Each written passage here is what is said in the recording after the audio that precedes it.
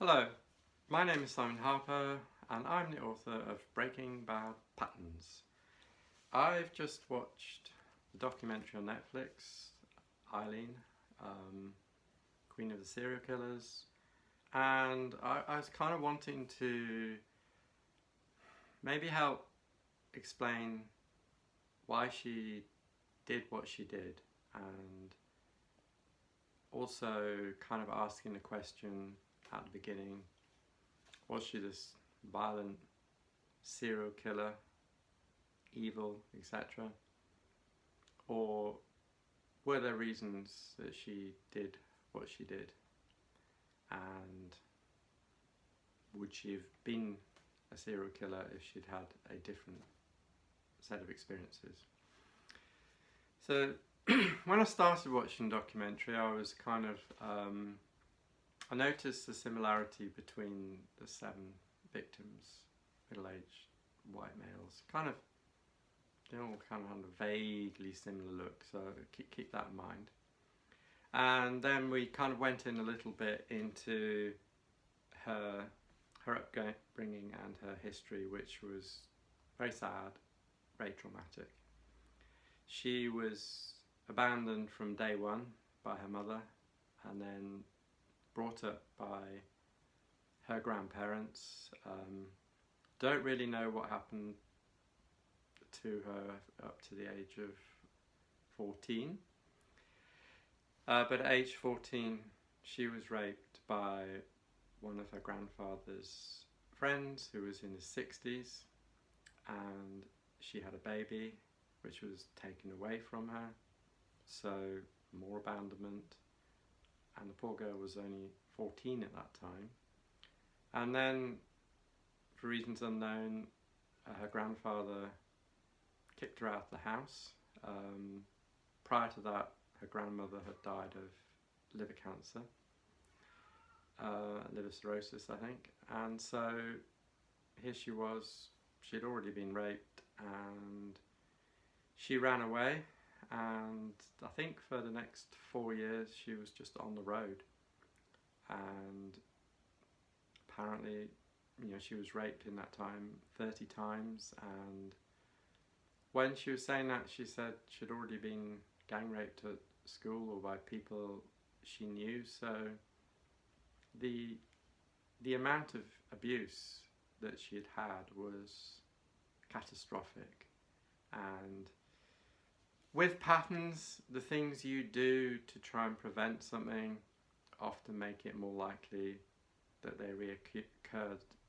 So she was in this pattern of having been raped multiple times, and then we don't know what exactly happened when she was on the road, but she kept on getting raped. So truly horrendous, and unsurprisingly, that would have broken her. That level of sexual trauma, any sexual trauma actually, can start to break down the personality, so it fragments into different parts, and at the end of the continuum you'd have dissociative identity disorder. And clearly, she was,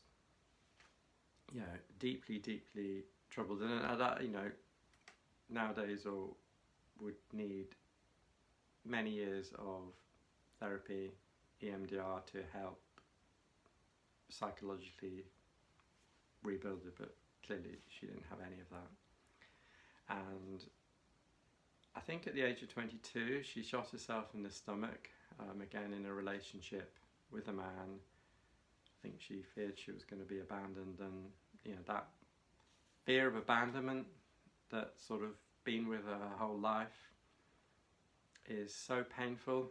Abandonment, rejection uses the same pain circuits as physical pain, so that pain can be indescribable, and ending her own life, self-harming behaviours are a way of just getting out of that circle of continuous pain.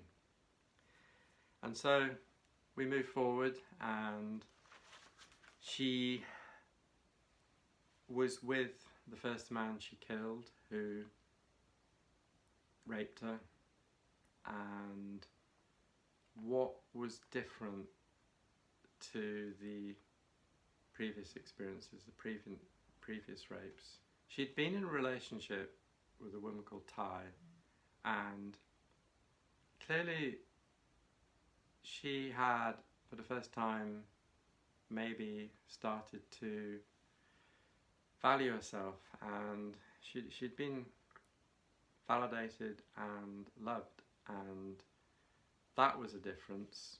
And she had a gun, and in that moment, if we look at what happens at the beginning of a pattern, there's 4 features I described in my book Breaking Bad Patterns of a pattern. So the first one is the trigger, and triggers can be very obvious, as in this case, being attacked and raped, or they can be subtle. They can be subtle in the sense that the men that she killed may have reminded her of the man who raped her at age 14. She doesn't even have to remember that. That can be deep in what's called implicit memory, so buried deep in the brain, but the brain still takes the information, what's going on now, and matches it to what's going on then. You know, it's an association machine, and it's always able to make these associations between past and present. And so you have the trigger, which I said is obvious in this case, and then you have, you know, in typical patterns, you have a huge emotion in the present. The emotion in the present is even bigger than what's taking place. In this case, the emotion was totally appropriate in that she was going through a horrific experience, but the pain would have been even greater because the brain would have matched it to all that previous abuse, and it's like getting a wave of pain from the past. So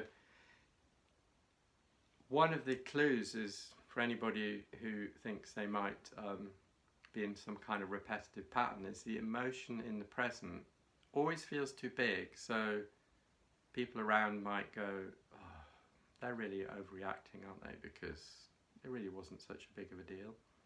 That's because the brain has taken that example, that situation in the present, matched it to an event in the past that was really painful, and then you get a double whammy of pain from the past, and just will consume you in the present. And because the emotional brain dominates the logical brain, you know, logic has gone at that point. You can't use your logic to try and kind of think your way out of it. The emotions are huge. And so the third feature of the pattern is this repeating story. So in Eileen's case, the story would have been grim. You know, she'd been taught that she was nothing. She was trash. She was worthless. You know, she deserved what happened to her. That's what's going on in her brain. Of course, it's not true. She was a young girl who none of that should have ever happened in a civilized society. And then the last feature of a pattern is, because of the first 3 features, it leads to sort of automatic behaviour, a behaviour that's done without necessarily thinking. It's reactive. And in her case, being attacked, you know, she did have a gun this time, and she fought back, and she killed him. And it's very interesting that during the movie, I think, for that first trial, it was like, she had no motive, they said. Really? I mean, I find that baffling, but the whole trial was stacked against her in the view of the guy she killed was a rapist, and that had been unfound.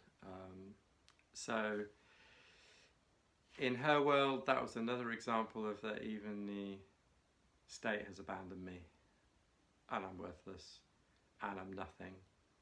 And she kind of took that nihilistic mindset and went on to kill 6 other men as a kind of form of revenge for everything that had been done to her. We don't know enough about the actual individual killings.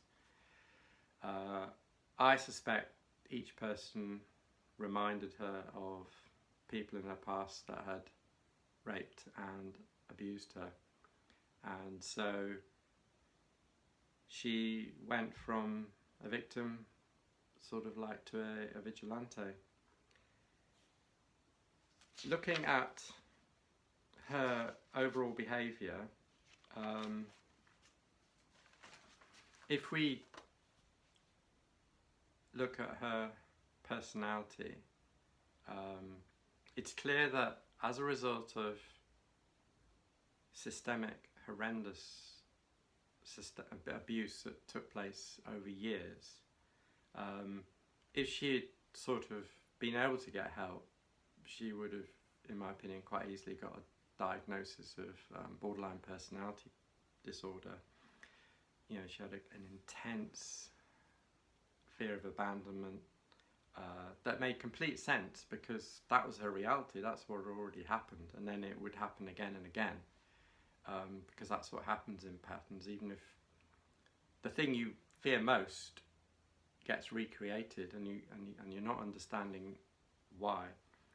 There was unstable relationships, impulsive behaviours, self-harming, rapid mood changes, feelings of emptiness, intense anger, and then latterly paranoid thoughts. But I think I kind of just want to leave this with the thought that, you know, was she, you know, a lot of serial killers you wouldn't want to meet in a dark alley, in the street, anywhere. Aileen, in my opinion, it makes sense why she did what she did in view of her experiences. You know, it was a form of revenge from a unrelenting, dark childhood, and sexual abuse in any form just breaks personalities. It's horrendous, and I think it's not so much a shock at her killing 7 people, which is kind of what the media and everybody is focusing on, that, oh, America's greatest female serial killer. It's how do we live in a society that allows that abuse to take place? I mean, it's awful. All the men that did that to her, you know, it's staggering how,